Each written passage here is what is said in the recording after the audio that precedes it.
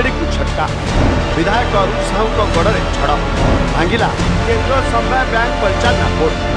BJD को घेरिला बीजेडी समर्थित Nayagarh central cooperative bank management board भांगिबा परे नयागढ़ रे बीजेडी बीजेपी मध्य शीतल युद्ध आरंभ होइछि।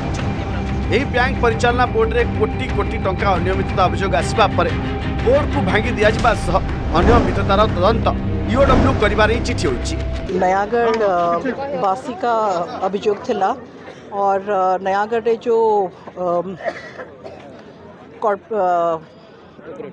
हो रहा है कॉर्पोरेट का जो करप्शन हो रहा था, तो अभी आप आगे देखते चाहिए बहुत सारा करप्शन का ये सब हो रहा है और डेफिनेटली और भी ज़्यादा ये होगा यहाँ पे। सेटा कौन है मैं एक्चुअली जानी नहीं कि से बैंक रे कौन हुए मत के पचारनी तेणुक जहाँ आईन अनुसार हवा कथा हम किंतु जदि ताकू राजनैतिक उद्देश्य करें ताले सेटा गोटे भूल वार्ता दब तेणुक जोटा ठीक से हवा उचित।